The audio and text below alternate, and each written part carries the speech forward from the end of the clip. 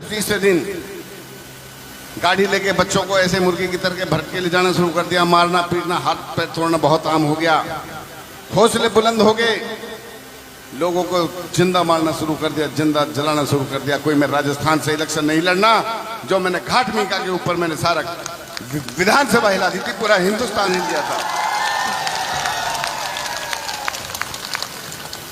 मगर सरकार ने मुझको और मेरे बच्चों को जो अत्याचार ढाए हैं वो बिल्कुल निराधार और गलत ढाए थे। जब और बातों को उठाता कोई बात नहीं, जब मैंने अपने बच्चों की अपने हित की बात उठाई तो इन्हें तुरंत हमको जेल में डालने का बंद किया, बात काम किया था इस सरकार ने।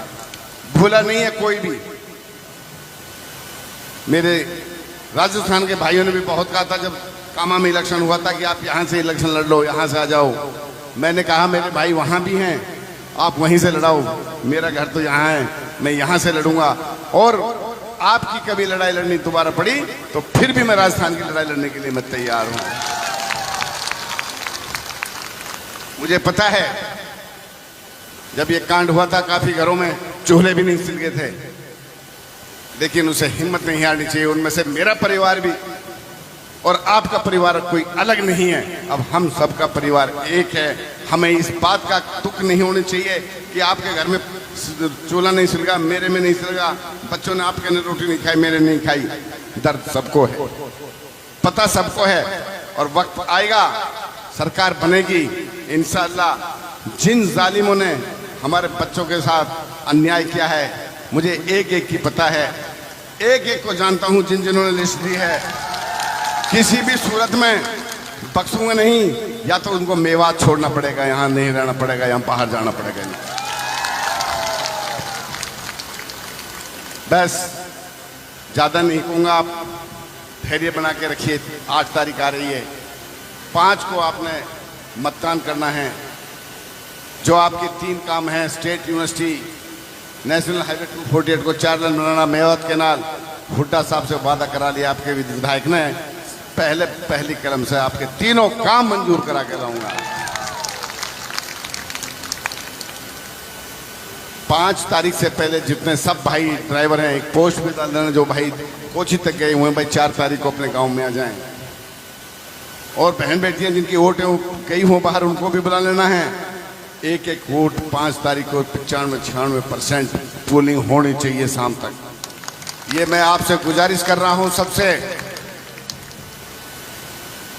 और हिंदुस्तान में जो पूरा हिंदुस्तान आपकी तरफ नजर लगाए बैठा है कि फिरोजपुर झिरका कितनी वोटों से जीतेगी, जब 8 को रिजल्ट आएगा तो हिंदुस्तान वासी सबसे पहले स्क्रीन फिरोजपुर झिरका की देखेंगे। ये याद रखना आप लोग। पिछली बार भी सबसे पहले सीट जीती थी झिरका ने 11 बजे, और इस बार जब आप इतिहास बनाओगे, रिकॉर्ड बनाओगे, तो देशवासी कहेंगे कि विधायक मामन खान ने विधानसभा में जो टंका की चोट पे सरकार की आंख में डाल के बात कही थी, वो बिल्कुल सही कही थी। जिस तरह से हमारे बच्चों पे इन्होंने अन्याय किया, खुदा इनको कभी माफ नहीं करेगा। इनको किसी न किसी दिन खुदा के कटघरे में खड़ा होना पड़ेगा इनको। बस आप लोगों के प्यार को देख के थोड़ा सा जोश मेरे में भी आ जाता है, ठीक है। बाकी इंशाल्लाह इस बार जीत होगी, मुझे पूरी उम्मीद है। जिस तरह से आप जुटे हो, लेकिन हर गांव में, हर घर में जा के माँ को, बहन को, सबको समझाना। कोई नाराज है तो उसको बताना, भाई खुदा के वास्ते मामन खान वोट मांग के गया है। सबसे कह देना मेरी बात, मैं इतना कमजोर नहीं हूं इनकी दहशतों से और जेलों से मैं जो टूट जाऊं। इतना कमजोर नहीं हूं जो इनकी दहशतों और जेलों से टूट जाऊं।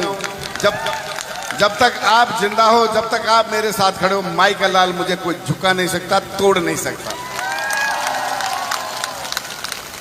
बाकी मैंने तो आपकी नहीं, पूरे मेवात की, मेवात में राजस्थान भी आता है, तिजारा भी आता है, अलवर भी आता है, ये जिला नहू भी आता है। पूरे वर्ल्ड में जहां मुसलमान रहता जानता है मेवात में कहां है। उस मेवात की मैंने आपकी रखी, और आपकी मेरी रखनी आपके हाथ में। अब आपके हाथ में रहेगा मेरा सब कुछ। मैं तो इन्हीं शर्तों के बाद अपनी बात समाप्त करता हूं और आने वाले टाइम में फिर जीत के इंशाल्लाह आपके बीच में आऊंगा और दोबारा चक्कर कोई बुलाएगा तो फिर वोट मांगना आऊंगा। ये मत कहना एक बार आ गया तो फिर नहीं आएगा, जब जब बुलाओगे जब जब आऊंगा।